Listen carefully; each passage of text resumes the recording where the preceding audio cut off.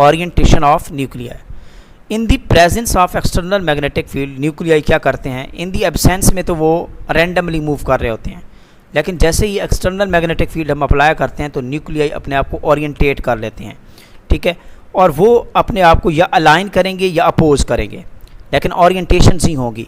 तो इसमें अलाइन जो होगा इसको हम कहेंगे अल्फा स्पिन कहेंगे।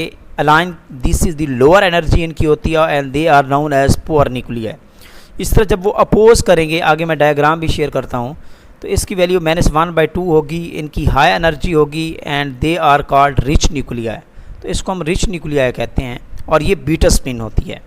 ओके, तो difference in energy between the two spins depends upon the strength of magnetic field.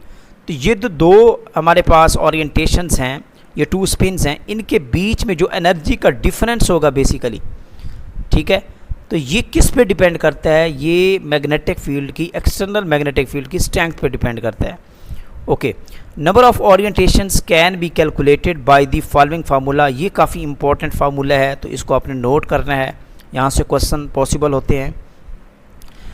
तो नंबर ऑफ ओरिएंटेशंस अगर आपने कैलकुलेट करनी है तो इसका फार्मूला है 2i+1, 2i+1, और जब i की वैल्यू 0 होगी तो आप देखें कि 0 और ये ओनली 1 ओरिएंटेशन होगी, तो नो एनर्जी गैप। तो जब इसमें ना एक अलाइनमेंट है ना दूसरी जो है ना अपोजिंग है, ठीक है, तो इस मतलब there is no energy gap. जब एनर्जी गैप ही नहीं होगा तो so they are NMR inactive होंगे। तो I 0 होगा तो दे आर NMR इनएक्टिव और इसमें कोई एनर्जी गैप क्रिएट नहीं होगा। इस तरह I की वैल्यू जब 1/2 लेते हैं तो आप पुट करें वैल्यू I की जगह, तो ये टोटल 2 ओरिएंटेशंस आती हैं। कौन सी? Allowed transitions, 2 orientations are allowed होती हैं, सॉरी। तो 1 along the applied magnetic field होती है, other against the magnetic field होती है। तो एक की orientation along the magnetic field होती है, दूसरी उसको अपोज कर रही होती है। तो 2 ओरिएंटेशंस हैं। इस तरह स्टूडेंट एक बात याद रखिएगा, जैसे जैसे नंबर ऑफ ओरिएंटेशंस इंक्रीज होती जाएंगी तो न्यूक्लियर NMR को स्टडी करना उतना डिफ़िकल्ट हो जाता जाएगा, वो कॉम्प्लेक्स होता जाएगा। इस तरह I की वैल्यू 1 होगी तो पुट करें तो 3 ओरिएंटेशंस हैं, तो एक अलॉन्ग द मैग्नेटिक फील्ड होगा, दूसरा अगेंस्ट होगा और एक उसके परपेंडिकुलर होगा। तो as number of orientations increases the excitation and de excitation will phenomena become complex. जैसे जैसे ओरिएंटेशन बढ़ती जाती हैं तो एक्साइटेशन और डी एक्साइटेशन का फिनोमेना बहुत ज़्यादा कम्प्लेक्स होता जाता है। तो then we can not study the nucleus easily. फिर न्यूक्लियस को स्टडी करना और उस एनर्जी गैप को जो है ना वो कैलकुलेट करना बहुत डिफ़िकल्ट हो जाता है। दैट्स वाई जनरली क्या करते हैं, हम उन न्यूक्लियाई को स्टडी नहीं करते। लाइक दिस IR इज़, जिसकी I की वैल्यू 1 है, तो जनरली हम, आपने देखा होगा कि इसको हम जनरली स्टडी नहीं कर सकते, स्टडी नहीं करते।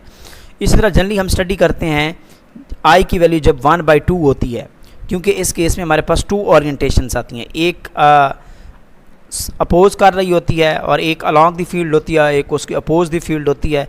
तो इसमें एनर्जी गैप बड़ा रीज़नेबल होता है, ठीक है, बड़ा आप कहने का एनर्जी गैप जो है उसको ईज़िली अंडरस्टैंड किया जा सकता है, इस फिनोमेना को समझा जा सकता है, और जिससे न्यूक्लियर की एक्साइटेशन और डी एक्साइटेशन का फिनोमेना सिंपल होता है। तो जनरली हम इसको स्टडी करते हैं। तो यही वजह है कि आपने देखा होगा कि हम क्या करते हैं, तो हम प्रोटॉन NMR को स्टडी करते हैं या कार्बन 13 NMR को स्टडी करते हैं, क्योंकि इन दोनों केसेस में जो हमारे पास I की वैल्यू होती है 1/2 होती है और 2 ओरिएंटेशंस होती हैं, either align either oppose.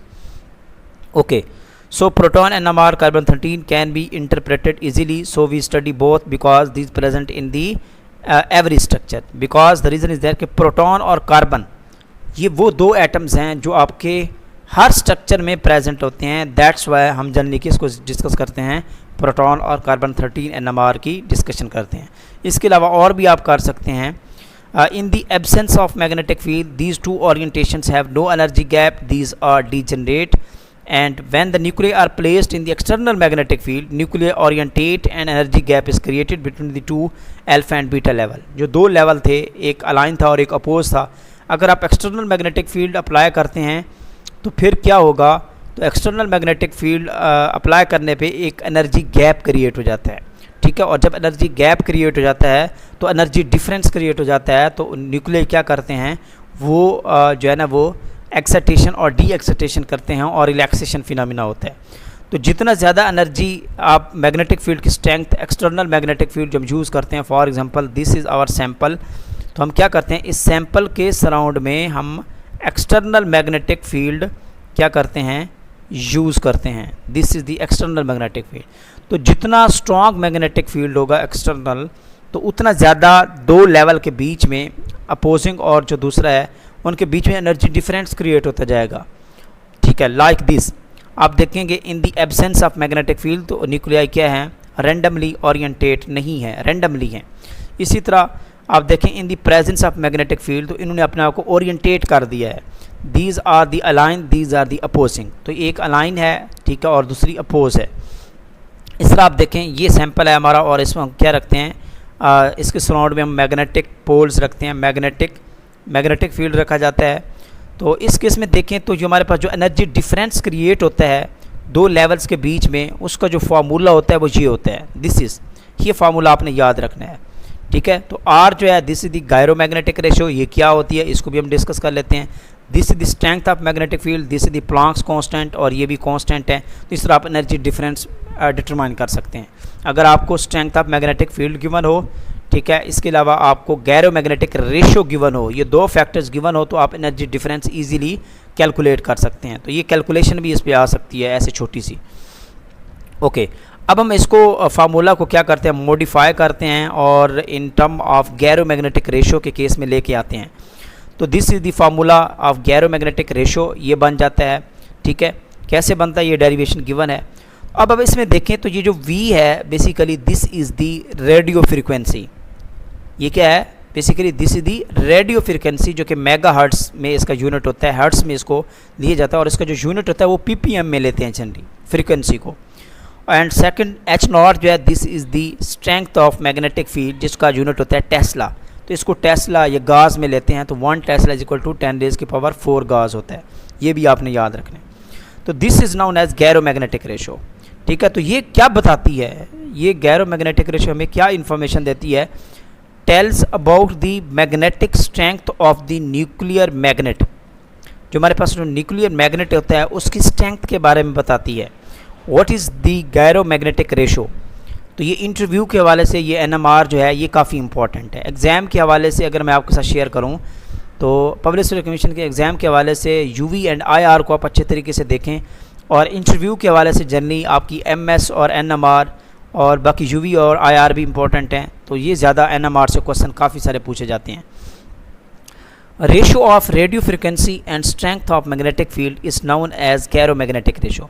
Radio frequency और मैग्नेटिक फील्ड की स्ट्रेंथ की जो रेशो होती है this is known as gyromagnetic ratio.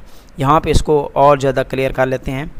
देखें स्टूडेंट्स, एक्स एक्सिस पे हमारा है मैग्नेटिक फील्ड की स्ट्रेंथ, एक्स एक्सिस पे। इस तरफ वाई एक्सिस पे एनर्जी गैप है between the two levels, this is the Y axis. ये हमारे पास टू टाइप्स की हमने देखी मूवमेंट ओरिएंटेशंस, एक हमारे पास है अपोजिंग, एक और हमारे पास होती है अलाइन होती है। ठीक है, लाइक दिस, अल्फा स्पिन इसको कहते हैं, इसको बीटा स्पिन कहते हैं। आपने देखा कि यहाँ पे अगर आप देखते हैं इस केस में जब मैग्नेटिक फील्ड की वैल्यू जो स्ट्रेंथ लेस थी, तो यहाँ पे देखें तो एनर्जी गैप लेस है, क्या है, लेस एनर्जी गैप है।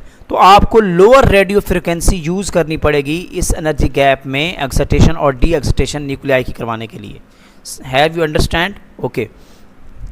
इसी तरह जब आप एक्सटर्नल मैग्नेटिक फील्ड की स्ट्रेंथ बढ़ा देंगे, फॉर एग्जांपल यहाँ पे आ चुके हैं हम, तो इस केस में देखें तो यहाँ दोनों लेवल्स के बीच में एनर्जी गैप इंक्रीज़ हो चुका है, और जब एनर्जी गैप इंक्रीज़ हो चुका है तो भाई अब आपको क्या करना पड़ेगा, उस रेजोनेंस फ्रीक्वेंसी को मैच करने के लिए, या आप जो है न्यूक्लियाई को एक्साइट और डी एक्साइट करने के लिए आपको हायर रेडियो फ्रिक्वेंसी अप्लाई करना पड़ेगी। क्या करना पड़ेगी? हायर रेडियो फ्रिक्वेंसी आपको अप्लाई करना पड़ेगी, और आपने देखा है यहाँ 200 मेगाहर्ट्ज़ आपको अप्लाई करनी पड़ेगी। तो ये एक इम्पॉर्टेंट चीज़ है, ये आपने याद रखनी है। ओके, अब हम कुछ इम्पॉर्टेंट चीज़ें हैं इसको देख लेते हैं, like this one. In case of proton, अगर आप 60 मेगाहर्ट्ज़ का इंस्ट्रूमेंट यूज़ करते हैं, ठीक है, उसमें रेडियो फ्रिक्वेंसी यूज़ करते हैं, तो इसमें जो मैग्नेटिक फील्ड है अगर फॉर एग्जांपल होगा 1.41, क्या होगा, 1.41 टेस्ला इसकी वैल्यू होगी। और इसकी जो गैरो मैग्नेटिक रेशो होगी तो वही radio frequency divided by the magnetic field, आप इसको डिवाइड करें तो आपकी वैल्यू आ जाएगी 42.58 आ जाएगी। ये नोट करें, ये इंपॉर्टेंट है। जनरली हम 60 मेगाहर्ट्ज़ इंस्ट्रूमेंट यूज़ कर रहे होते हैं, इसके अलावा भी आप यूज़ कर सकते हैं, 900 तक भी इसकी अवेलेबल होते हैं, ये डिपेंड करता है। इन केस ऑफ कार्बन 13 इसमें 60 अगर मेगाहर्ट्ज़ है तो इस केस में जो मैग्नेटिक फील्ड आपको यूज़ करना पड़ेगा उसकी स्ट्रेंथ 5.6 टेस्ला होती है और इसकी गैरो मैग्नेटिक रेशो 10.71 होती है।